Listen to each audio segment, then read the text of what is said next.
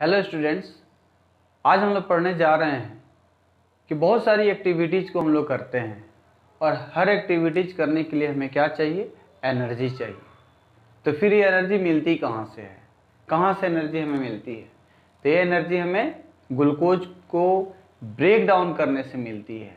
तो फिर ये ग्लूकोज आता कैसे है?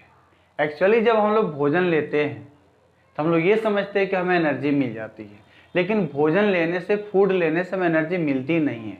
भोजन लेते हैं, फूड लेते हैं तो उसका क्या होता है? डाइजेशन होता है। डाइजेशन होने का मतलब है कि वो सिंपलर कंपाउंड में बदल जाता है, क्योंकि जो फूड लेते हैं वो क्या होता है? एक कॉम्प्लेक्स कंपाउंड होता है जिसको एंजाइम्स के हेल्प से क्या किया जाता है? डाइजेस्ट किया जाता है। डाइजेशन करने के बाद ये जो डाइजेस्टेड फूड है जैसे ग्लूकोज, ये कहाँ चला जाता है? तो ब्लड स्ट्रीम में चला जाता है। तो क्या ब्लड स्ट्रीम में चला गया ग्लूकोज तो हमें एनर्जी मिल जाएगी? नहीं। एनर्जी मिलने के लिए एक ही फंडामेंटल प्रोसेस है जिसको क्या बोलते हैं? रेस्पिरेशन। रेस्पिरेशन होने के वजह से हमें क्या मिलती है? एनर्जी मिलती है। तो इसी के बारे में हम लोग आज पढ़ते हैं कि रेस्पिरेशन कैसे होता है हम लोगों में। इस चीज को एक एक करके, स्टेप वाइज एक एक करके हम लोग पढ़ेंगे। तो चलो बच्चे हम लोग स्टार्ट करते हैं रेस्पिरेशन।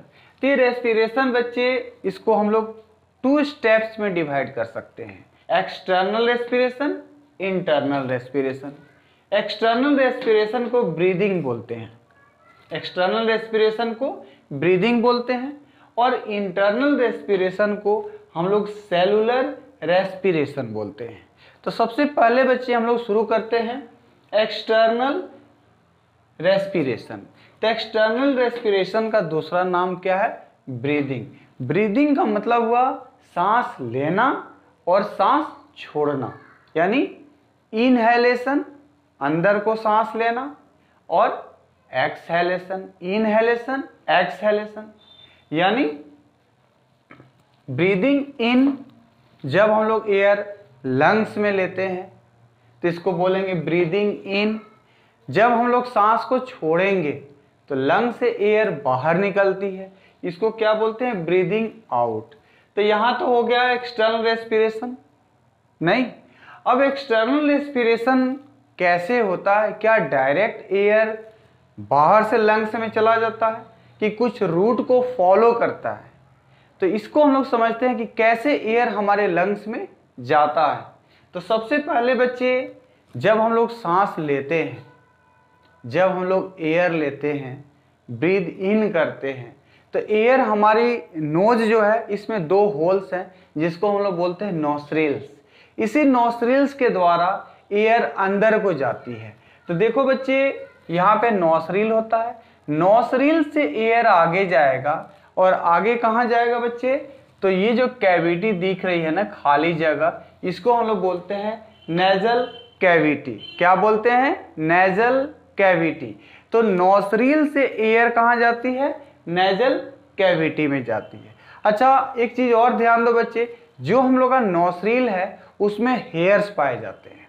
क्या पाए जाते हैं? हेयर्स। देखो, नॉस्ट्रिल शुरू में 2 उसमें होल होते हैं, लेकिन आगे जाकर एक कॉमन चैम्बर में खुलता है। यहाँ पे नॉस्ट्रिल होता है, 2 होल्स होंगे, और ये आगे जाके कॉमन चैम्बर में एंड कर जाएगा।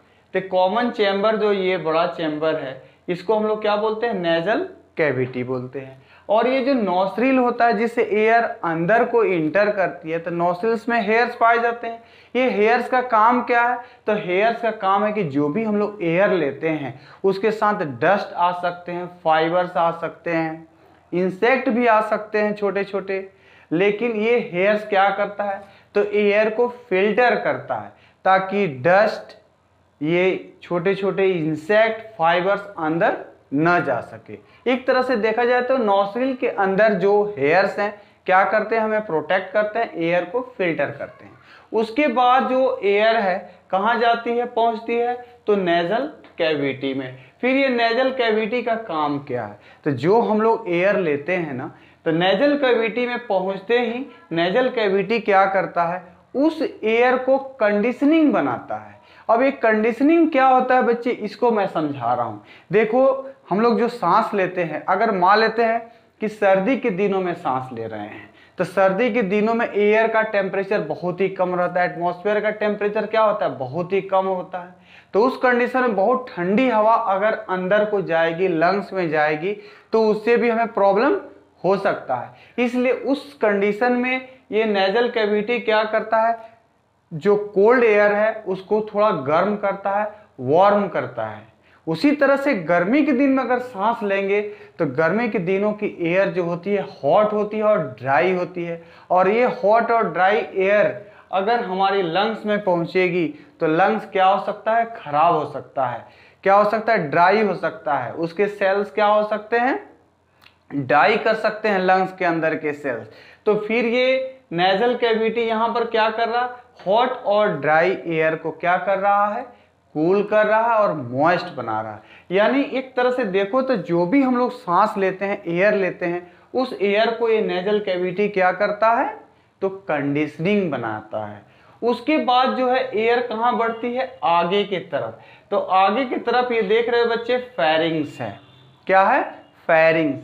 फेरिंग्स के बाद, फेरिंग्स के पास में एपिग्लॉटिस होता है, जो क्या करता है, वहां पे दो पाइप होते हैं, एक होता है फूड पाइप, दूसरा होता है विंड पाइप। विंड पाइप को हम लोग क्या बोलते हैं, ट्रैकिया बोलते हैं। तो एयर को क्या करता है, एयर को विंड पाइप में जाए, ठीक है ना, तो उसके लिए एपिग्लॉटिस का एक्चुअली जरूरत उस समय पड़ता है जब हम लोग भोजन को निगलते हैं, फूड को निगलते हैं, तो फूड विंड पाइप में न जाए, उसके लिए क्या करता है, विंड पाइप को एपिग्लॉटिस यहाँ पर होता है वो बंद कर देता है। लेकिन रेस्पिरेशन में कोई खास उसकी जरूरत है नहीं एपिग्लॉटिस की, केवल हम लोग जब फूड निगलते हैं, स्वेलो करते हैं, उस समय एपिग्लॉटिस का काम होता है। तो उस बात को हटाओ, हम लोग डायरेक्ट यहाँ देखते हैं कि एयर जो है नेजल कैविटी से कहाँ पहुंचती है, फेरिंग्स में। फेरिंग्स है, फेरिंग्स के बाद यहाँ पर देखो एक स्लिट होता है। इसी स्लिट यानी ये जो रेक्टेंगुलर चैम्बर दिख रहा है जिसको लैरिंग्स बोलते हैं, वॉइस बॉक्स भी बोल सकते हैं, इसी के द्वारा एयर अंदर को जाएगी। क्लियर। अब अंदर ये नीचे जाती है एयर। अब यहाँ पर देखो बच्चे, ये जो पार्ट है ना, इसमें थोड़ा आपको रिंग रिंग दिख रहा होगा, इसको ये कार्टिलेज का बना हुआ रिंग होता है जो सी शेप में होता है। किस शेप में होता है, सी शेप में होता है। किसका बना होता है ये ट्रैकिया। ट्रैकिया के अंदर क्या पाए जाते हैं, ये जो पार्ट दिख रहा है ना, इसको हम लोग क्या बोलेंगे, जो विंड पाइप है, इसको हम लोग ट्रैकिया बोलते हैं। ये ट्रैकिया कोलैप्स ना हो, बंद ना हो, उसका जो होल है ओपन रहे हमेशा, उसके लिए इसमें क्या पाए जाते हैं, कार्टिलेजिनस यानी कार्टिलेज का बना हुआ रिंग पाया जाता है, जो ट्रैकिया को क्या करता है, ओपन रखता है। और ओपन रखने के वजह से हम लोग आसानी से सांस ले पाते हैं, आसानी से इनहेल कर पाते हैं, आसानी से एक्सहेल कर पाते हैं। इनहेलेशन होता है, एक्सहेलेशन होता है। तो यानी यहाँ जो ट्रैकिया के अंदर जो रिंग पाए जा रहे हैं सी शेप में, ये क्या करता है, ट्रैकिया को ओपन रखता है। अब इसके बाद होता क्या है कि एयर जो है ट्रैकिया से पास होने के बाद यहाँ टू लंग्स है, एक राइट लंग्स है और एक लेफ्ट लंग्स है।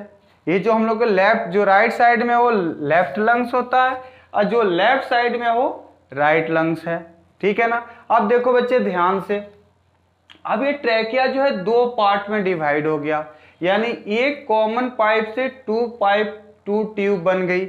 इस दो ट्यूब जो बना है ना, इसको हम लोग बोलते हैं क्या, ब्रोंकस बोलते हैं। यहाँ ट्रैकिया दो में डिवाइड हो गया ना, तो ये जो दोनों जो ये पाइप है ना, जो दोनों ये ट्रैक है, इसको हम लोग क्या बोलते हैं, ब्रोंकस बोलते हैं। क्लियर। अब ये ब्रोंकस, एक ब्रोंकस लेफ्ट लंग्स में जाएगा और दूसरा ब्रोंकस राइट लंग्स में जाता है। अब ये ब्रोंकस भी क्या होता है, आगे डिवाइड हो जाता है।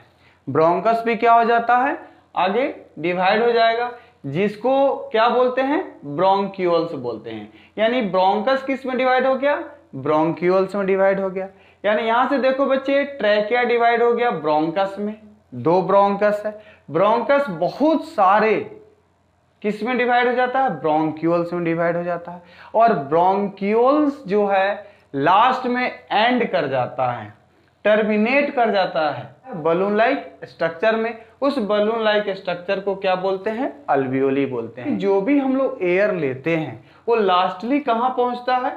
तो अल्वियोली में। बलून लाइक स्ट्रक्चर अल्वियोली में पहुंचता है। ये एक अल्वियोली को मैंने बना रखा है, यहाँ पर एयर पहुंचता है। क्लियर? यानी जब हम लोग सांस लेंगे तो नोस्ट्रिल होते हुए नेजल कैविटी, नेजल कैविटी से फेरिंग्स, लैरिंग्स, ट्रैकिया, ट्रैकिया के बाद दोनों ब्रोंकस में। अब ब्रोंकस डिवाइड हो जाता है ब्रोंक्यूल्स में, और ब्रोंक्यूल्स टर्मिनेट कर जाता है एक बलून लाइक स्ट्रक्चर जिसको हम लोग क्या बोलते हैं? अल्वियोली बोलते हैं। यहां पर मैंने एक अल्वियोली को बनाया, यानी एयर लास्टली अल्वियोली के अंदर पहुंच जाता है। यहां तक बच्चे क्लियर? एक चीज मैंने आपको बताया नहीं कि ये जो रेस्पिरेटरी ट्रैक है ना, जो पाइप है, इसमें एक चिपचिपा पदार्थ होता है जिसको बोलते हैं म्यूकस। तो ये म्यूकस का काम क्या है? तो जो हम लोग एयर लेते हैं उसमें बैक्टीरिया हो सकता है, डस्ट हो सकता है। नोस्ट्रिल सारा फिल्टर तो नहीं कर पाएगा, फिर भी कुछ डस्ट और कुछ फाइबर्स, कुछ चीज बैक्टीरिया अगर अंदर आ जाते हैं तो उसको कौन रोकता है? तो ये चैम्बर जो है ना, ये जो ट्रैक है, इसमें एक चिपचिपा पदार्थ म्यूकस होता है। इसी म्यूकस में ये जो एयर टकराता है, और टकराने की वजह से डस्ट अगर बैक्टीरिया, फाइबर जो भी रहते हैं वो म्यूकस में चिपक जाते हैं। क्लियर? और ये म्यूकस जो है ना, हमारे जब भी हम लोग सुबह में गले को क्लियर करते हैं तो ये म्यूकस गले से बाहर निकलता है। तो ये म्यूकस क्या करता है? हमारे एयर को फिल्टर करने में और हेल्प करता है। खैर, यहां तक हो गया बच्चे। तो हमने ये देखा कि जब हम लोग इनहेलेशन करते हैं तो एयर जो है नोस्ट्रिल से होते हुए कहाँ पहुंचता है? लास्ट अल्वियोली में पहुंचता है। और जब हम लोग सांस छोड़ते हैं तो फिर एयर जो है अल्वियोली से होते हुए कहाँ पहुंचेगा? ब्रोंक्यूल्स में। ब्रोंक्यूल से किस में? ब्रोंकस में, ब्रोंकी में, प्लूरल ब्रोंकी बोलते हैं, ब्रोंकी में पहुंचेगा। ब्रोंकी के बाद एयर कहाँ पहुंचता है? ट्रैकिया में पहुंचता है। ट्रैकिया के बाद लैरिंग्स, फेरिंग्स, नेजल कैविटी, नोस्ट्रिल होते हुए बाहर। तो यहां तक बच्चे आपको क्लियर हो गया?